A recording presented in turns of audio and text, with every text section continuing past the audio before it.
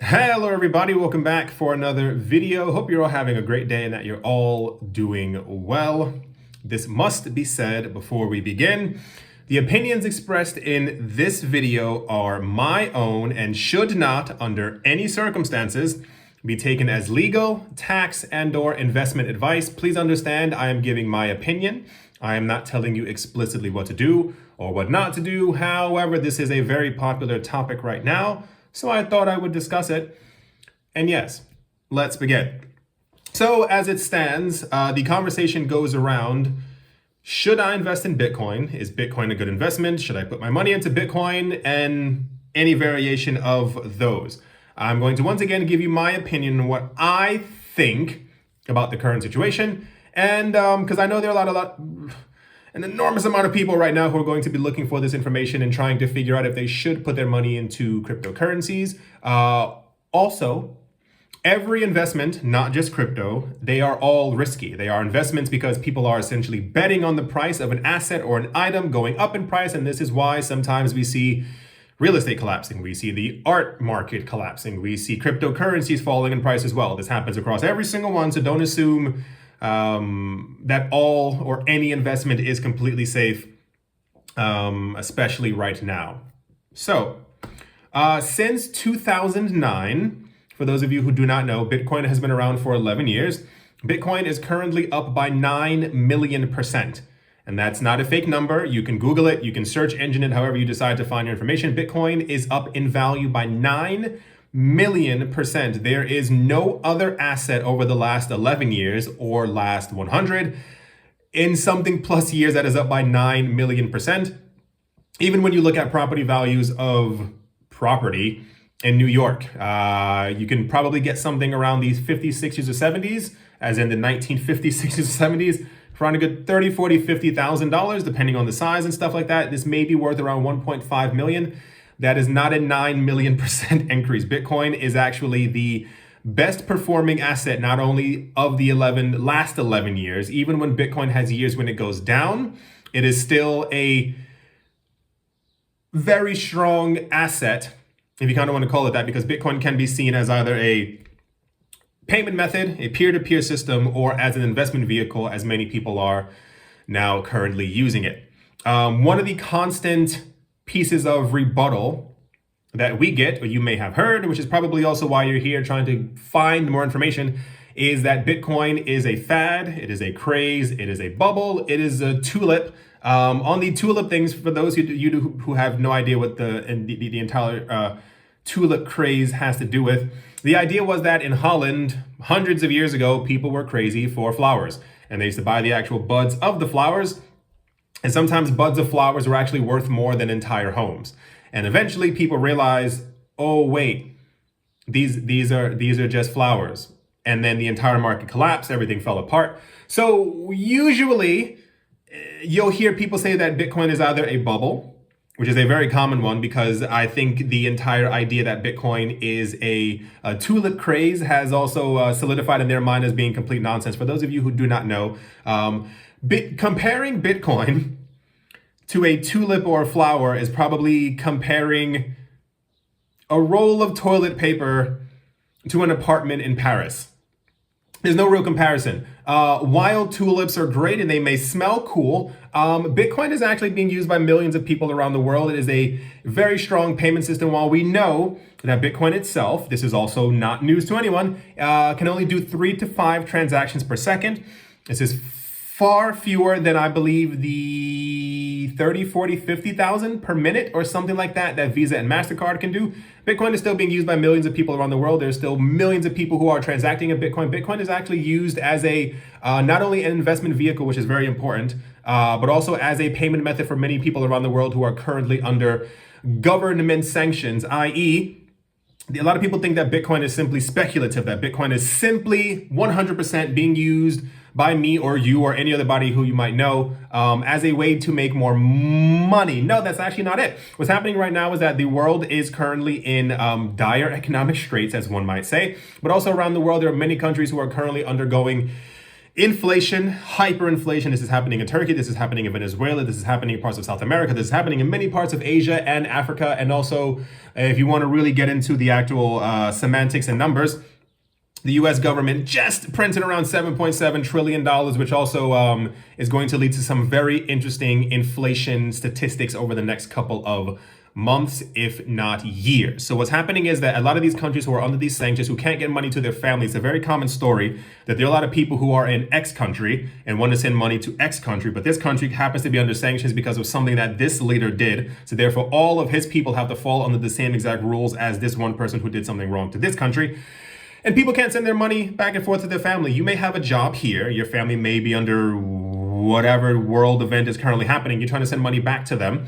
What ends up happening is you can't use Western Union. You can't use PayPal. You can't use anything. You can't even do a bank transfer because it's illegal to send money from A to Z. So what ends up happening is these people actually just simply buy Bitcoin. They tell their family to download a Bitcoin wallet, and they send them money back and forth. This is actually how it's being used. A lot of people are using Bitcoin miners, mining machines to create Bitcoin, and actually using it as not only a way to feed their families in many countries around the world, but also as a way of storing wealth, if you want to kind of say that. If you are currently in a country that is undergoing hyperinflation of 10, 15, 20% per year. I think Venezuela last year had 1,000,000% hyperinflation. You don't even mind Bitcoin going down by 10% because it's not 1,000,000. You are still pretty okay with being able to feed your family, especially if you are able to swap those Bitcoin and or cryptocurrencies against the US dollar. While this may not pertain directly to you, it's just to give you the idea that a lot of times, and is one of the major annoyances within the cryptocurrency space, especially for people who may be investors trying to understand it. You typically find news that Bitcoin is a hoax, it's a bubble, it's going to pop, it's going to explode.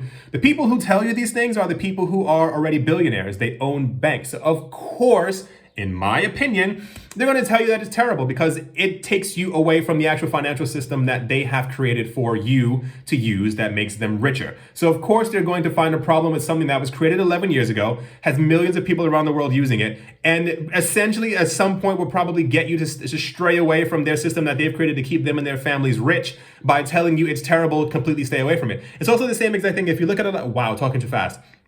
If you look at a lot of the people from 2011, 2012, when Bitcoin had a price, because before that, Bitcoin's price was around anywhere from 1 cent to around 50 cents. It was not really being traded. It wasn't really a thing per se. But by the time Bitcoin hit around $10, $15, $20, you started seeing a lot of the naysayers who are the same exact people who still naysay right now about Bitcoin and the cryptocurrency space, talking about how bad it is, how it's a tulip, how it's a bubble. But people don't realize everything is on the internet. So everything that these people said years ago, you can simply find the information once again of what they were saying and how wrong they just were. There were so many people, you can find tons of articles. People talking negatively about Bitcoin when it was at $29, when it was at $100, and every single time it went up, to them it was always a bubble. It was always a fad. It was always a craze. You should not put your money into this. It's completely wrong. At the same exact time, a lot of these people, not naming any names, were laundering money, were laundering gold, were filling up ships with illegal substances and or other things, moving it around the world at their own behest because they control the entire world. So of course, the people who are telling you, it's always important to dig deeper. If you hear 5 people say no, try to figure out why they're saying no. They may be completely correct in why they're saying no, but try to dig a little bit further to figure out exactly what's going on, because thus far within the cryptocurrency space and within the crypto sphere, whatever you kind of want to call it, all of the naysayers thus far have been people who are millionaires and or billionaires. That is Warren Buffett, that's Mark Cuban, that's Peter Schiff, that the name and list goes on and on and on. What you have to understand is that Bitcoin is a lot more than that. Bitcoin is not just a bubble. Bitcoin is just not prices going up and down. Bitcoin is meant to be a revolutionary worldwide system that you are able to use whenever you want, however you want, because we live in a world currently where you can make money, but you're still told how to use that money, where your money can go. If you've ever done an international bank transfer, you know exactly what I'm talking about. It takes a couple of days. Whenever I was trying to buy property in Paris from an American bank account, I was always told or called or announced, or someone would pick up the phone and I would have to answer to them and go, hey, why are you sending money overseas? And I would have to explain to them exactly what I was doing with my money. Seems like nonsense, right? Can you imagine if you were making a bank transfer, if you were sending money to your mother, uncle, aunt, family member, cousin, girlfriend, boyfriend, don't care, and I gave you a call and I said, hey, I see money's moving in your account. What are you doing?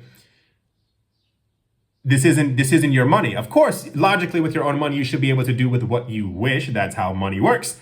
And this is why Bitcoin is important. And this is why millions of people around the world are using Bitcoin and essentially betting on Bitcoin, keeping in mind that this is a very risky asset. And we've seen many price fluctuations. We've had Bitcoin go from 0 to 100 to 1200 to 20,000, back down to 3,000 to 14,000 to 10,000 to 6,000, and currently resting below, at the time of me making this video, around $9,000, $10,000 per coin, depending on where you're actually trying to look at the actual price. What's happening is we're seeing a revolutionary digital revolution take place, where people are slowly coming to realize that they don't have to rely on previous financial systems. The 15, 16 countries who are currently under sanctions by other countries, or a country, if you look at the news, are actually coming together and they're realizing that they could themselves accumulate Bitcoin to simply transact amongst themselves.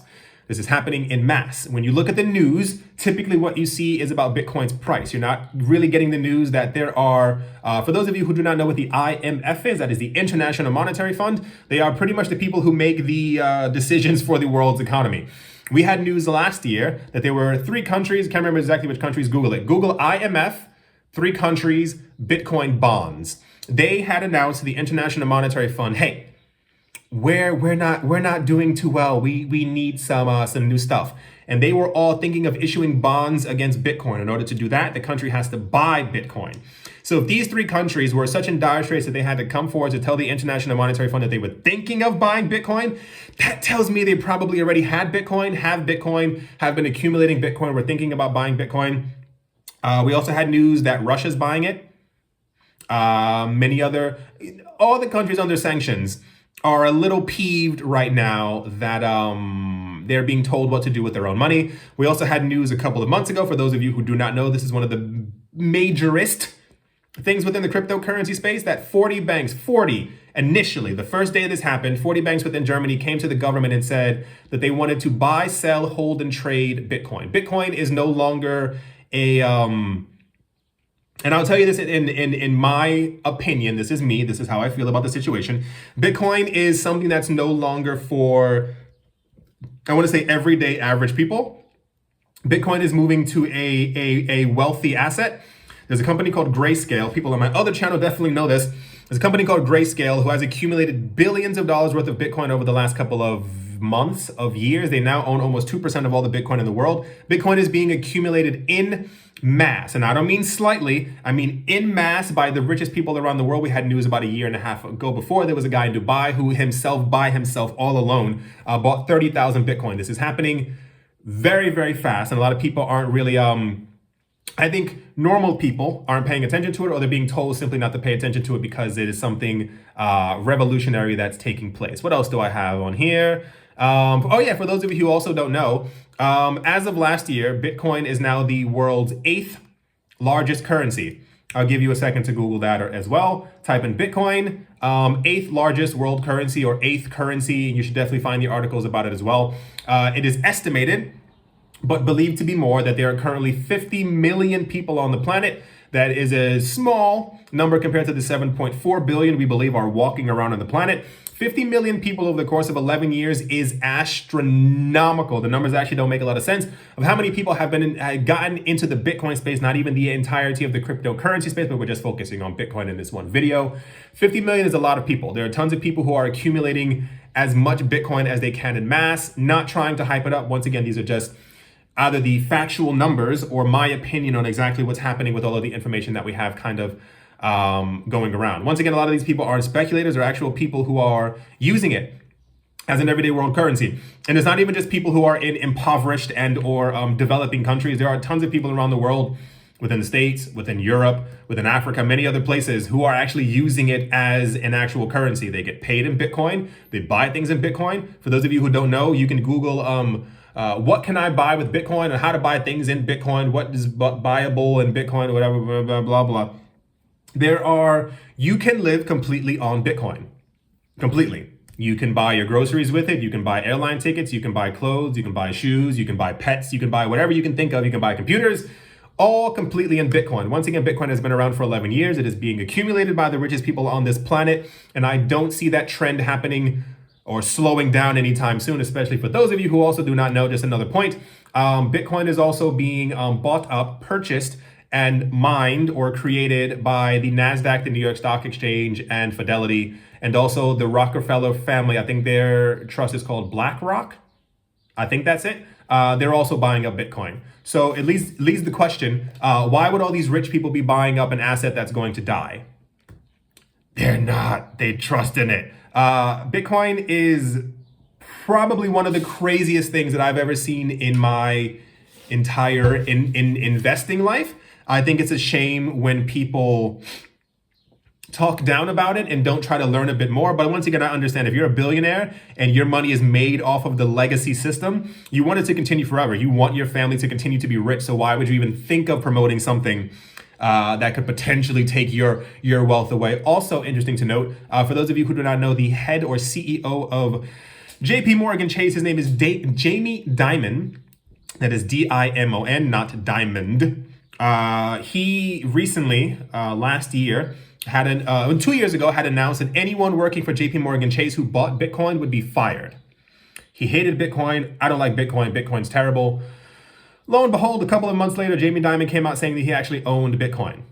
And I'm going to assume, as rich as Jamie Dimon is, he probably does not or did not buy just one Bitcoin, more than 5 Bitcoin. He probably owns several thousand Bitcoin because he's also betting big on it as well, especially if you keep track of all the cryptocurrency news that's been going around. Last year alone, just on the Bitcoin network, not anywhere else, the entire cryptocurrency space is massive.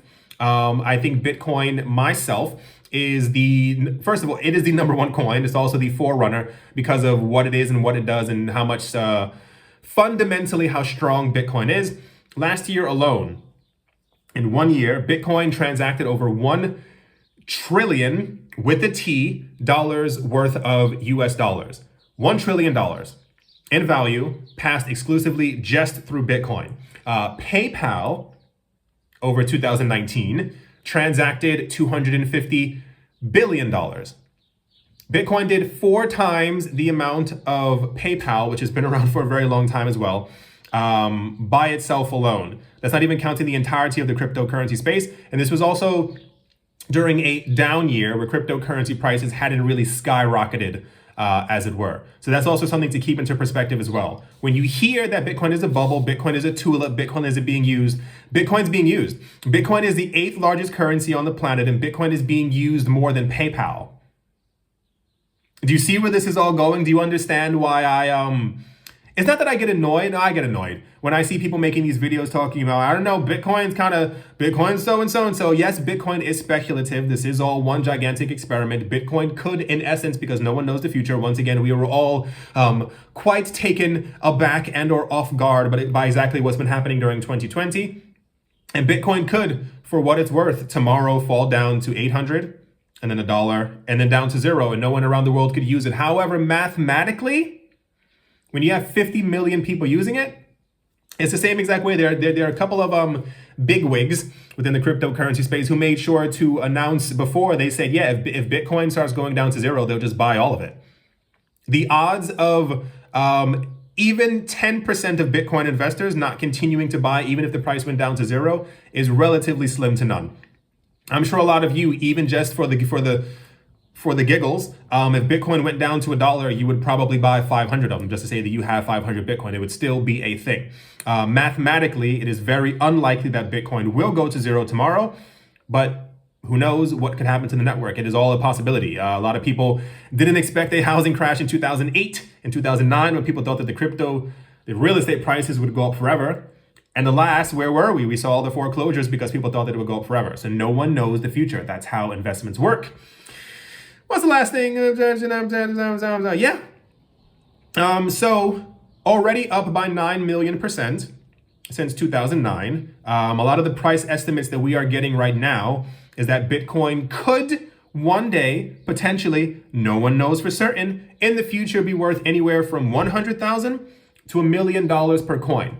And it doesn't have to do with the hype. It doesn't have to do with it being cool. People like saying the word Bitcoin. It has to do with the fact that it's being used. It has to do with the fact that the issuance rate of Bitcoin does get cut in half by 50% every 4 years. It does have to do with the fact that there's a set amount of Bitcoin. It is widely estimated during the first 4 or 5 years of Bitcoin being around, when it was relatively brand new and people didn't really care about it and the price was too low. The same news story that we had before, where somebody sold or paid for 2 pizzas with 10,000 Bitcoin. Yeah, the price of Bitcoin ends up going up. So the situation that we have right now is many years ago when Bitcoin wasn't as valuable, is that is believed, based off of metrics and analysis, that anywhere from 4 to 6 million Bitcoin are lost and gone forever. Gone. It's either people who lost their computers, lost their passwords, lost their whatever. There's a huge amount of stories of people who threw away their old computers, threw it into a trash heap, threw it into so-and-so, completely lost it, destroyed their computers, rebooted their computers, and lost their wallets that they had on it. A lot of this has changed a lot. It's not as easy to lose your Bitcoin anymore. There are tons of custody services. You can do it yourself. You can put them on USBs. You can hide them. You can split up your keys. There are millions of ways to keep your Bitcoin secure now. But years ago, when this wasn't possible and people had tens of thousands of Bitcoin at once, some people lost all of them. So even something where the maximum amount of Bitcoin will only be 21 million, which will take a very long time to actually create, 4 to 6 million are also lost and gone forever, with tons of rich people around the world, millionaires and billionaires, who are also buying up as much Bitcoin as they possibly can, and everyday average people also buying up at least 1/100th, 1/10th, or an entire Bitcoin, if not more. So I guess in conclusion, one might say, I personally believe, once again, this is not financial investment advice, as I am not a professional financial investment person. The upside for Bitcoin is tremendous.